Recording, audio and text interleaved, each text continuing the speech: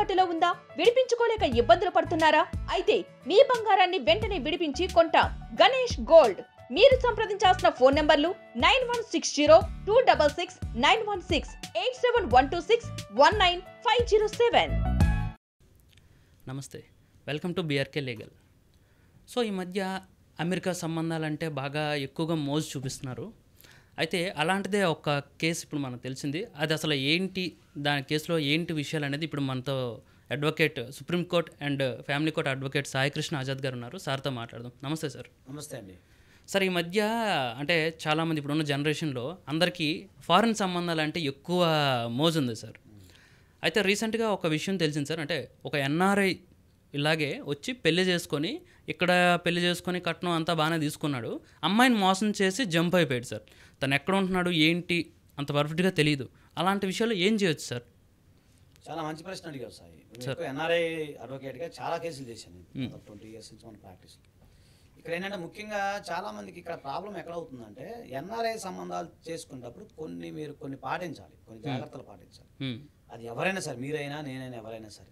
చాలామంది ఏంటంటే ఎన్ఆర్ఐ అనగానే ఓహో మా అమ్మాయి సెటిల్ అయిపోతుంది, లేదా మా అబ్బాయి సెటిల్ అయిపోతాడు, చక్కగా టెన్షన్ లేకుండా ఉంటుంది, లైఫ్ బాగుంటుందని అనుకుంటారు. ఈ మధ్యకాలంలో ఏంటంటే చాలామంది మా దగ్గరకు వచ్చే కేసులు చాలా ముఖ్యంగా మహిళల పాపం చాలా మంది సఫర్ అవుతూ ఉన్నారు. వీళ్ళు ఏంటంటే అక్కడికి వెళ్ళడానికి ఉండదు, లేదా వీసా ప్రాబ్లం ఉంటుంది. సో అక్కడి నుంచి ఎవరో పెద్ద మధ్యవర్తి చెప్తాడు, సూపర్ సంబంధం, వాళ్ళకేంటి అక్కడ అమెరికాలో హోటల్స్ ఉన్నాయి, లేకపోతే ఏదో ఈ మధ్యకాలంలో ఈ మధ్య ఉన్నాయి, ఇది పొలాలు ఉన్నాయి, స్థలాలు ఉన్నాయి, కంపెనీస్ ఉన్నాయి అని చెప్తారు. వీళ్ళు ఏంటంటే ఊహించుకొని మా అమ్మాయి సెటిల్ అయిపోద్ది అనుకుంటారు తప్ప అక్కడ ఏం జరిగింది, అతనికి ఏం అలవాట్లు ఉన్నాయి, సో అతనికి అంతకుముందు మ్యారేజ్ అయిందా, అలా కూడా ఉన్నాయి. కొంతమంది మ్యారేజ్ తెలియకుండా తీసుకొచ్చి ఇక్కడ పెళ్లి చేసుకునే వాళ్ళు ఉన్నారు.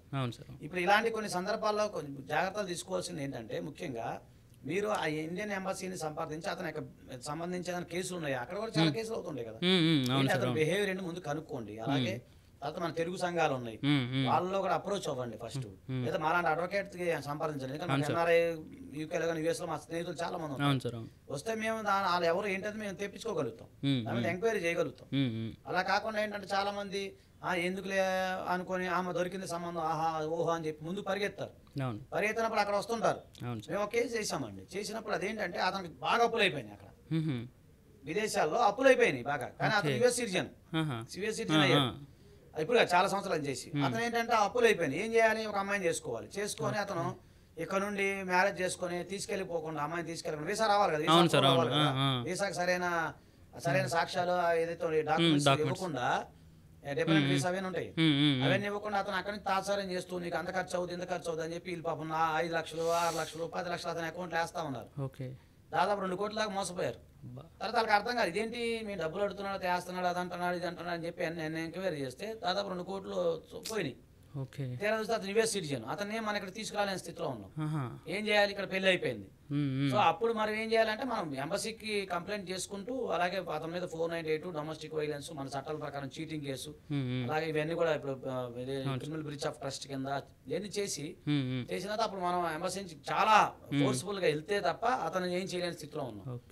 కాబట్టి ఏంటంటే జనరల్ గా ఎన్ఆర్ఐ మ్యారేజ్ విషయంలో చాలా జాగ్రత్తలు తీసుకోవాలి. ఒకటి. రెండోది, మీరు వివాహానికి సంబంధించింది చాలా మందికి ఏంటంటే ఇప్పుడు జనరల్ కేసు ఏమనుకుంటారంటే, నేను అమెరికన్ సిటిజన్ కదా, అక్కడ ఇండియా రావాల్సిన అవసరం లేదు కాబట్టి నేను అమెరికాలో క్లైమ్ చేసేసుకున్నాను, అమెరికాలో డైవర్స్ చేసుకున్నాను. అమెరికాలో డైవర్స్ ఈజీ, 3 నెలలకు 4 నెలలకు వచ్చేస్తాయి, ఇక్కడ ఇక్కడ 4 సంవత్సరాలు పడతాయి. సో ఆయన సరే అక్కడ అతను ఫైల్ చేసేస్తాడు, అక్కడ తీసుకుని అక్కడ అమ్మాయిని ఇంకొక అమ్మాయిని పెళ్లి చేసేసుకుంటాడు. ఇప్పుడు ఈమెకు బలి అయిపోయినట్టే. సో ఇక్కడ ప్రాబ్లం వస్తుంది, ఇండియన్ సిటిజన్ ఎవరైతే ఉన్నారో ఈమె ఏంటంటే డైవర్స్ తీసుకోవాలి, ఇక్కడే తీసుకోవాలి. విదేశాల డైవర్స్ ఇక్కడ చెల్లవు కదా, ఫారెన్ డైవర్స్ 4,000 ఇన్ ఇండియా, దాన్ని బాగా ప్రచారం చేసింది నేను. సో అది తీసుకొచ్చిన తర్వాత ఇక్కడికి వచ్చిన తర్వాత అది చెల్లవు అన్నప్పుడు ఏమవుతుంది, మళ్ళీ అప్పుడు అమ్మాయి కష్టం అవుతుంది.